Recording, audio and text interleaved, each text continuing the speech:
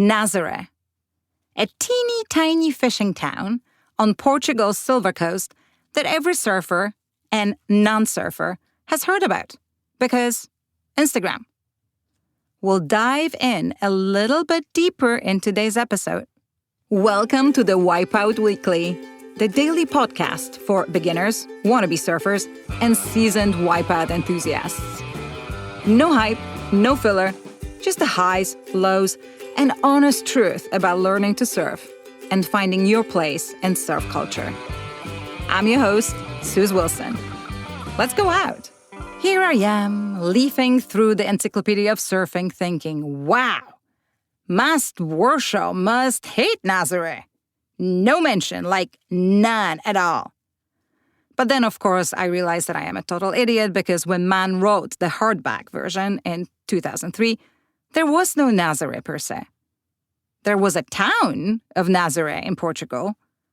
There have been local surfers at Nazaré since 1968, maybe even earlier, riding smaller waves up to 10 feet. But the Nazaré as we know it today, that didn't happen until November 2011. I am sure it would have happened sooner if one Garrett McNamara, instead of corresponding via email with the Nazaré local who showed him the monster wave for like 5 years, would have just got off his arse and got on the plane. Thank God for women and Garrett's wife. Watch 100 Foot Wave for the story to make further sense. Nazaré is a bigger freak of nature than Mavericks. When winter swells arrive, they funnel through an underwater canyon, basically a giant underwater trench that stretches right to the shore.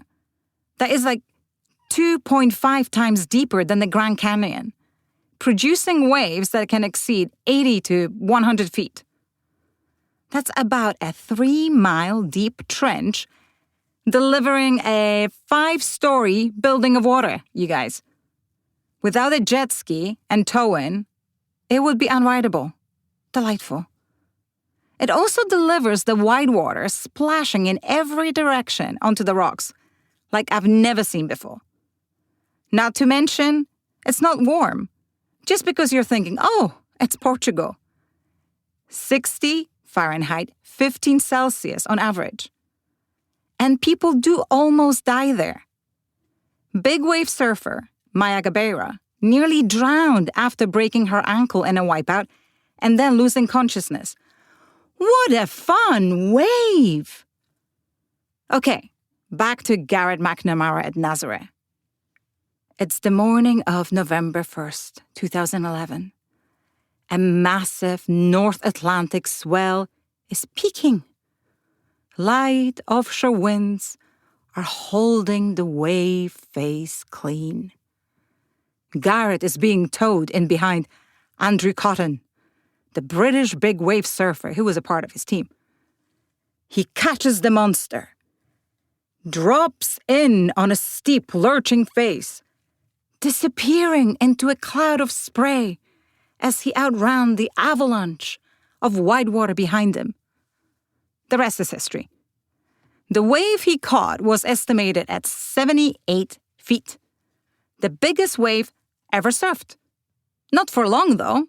Rodrigo Koxa rode an 80-foot wave, according to the Guinness World Record book, in 2017. Then, in 2020, Sebastian Steudtner came down an estimated 86-foot wave. And yes, there are women charging these giants too, including Maya Gabeira, who holds the women's world record for the biggest wave ever surfed, 73.5 feet. Surfers are a tad obsessed with riding Nazaré and measuring their wave height records.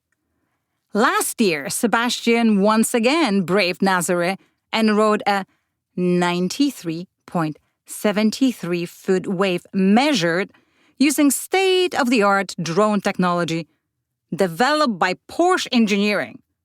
And just before Christmas 2024, Alessandro Alos Lebier rode a 108-foot wave. These records are yet to be recognized. I get the feeling that Nazaré is not universally loved in the surfing world.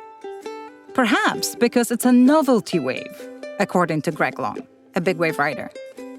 As he says, it stands up for half a second and then it's over. And that's all for today. Check out the Wi-Fi Weekly for our free newsletter, more stories and ways to connect with us. Thanks for listening. See you tomorrow for more of the Wi-Fi Weekly.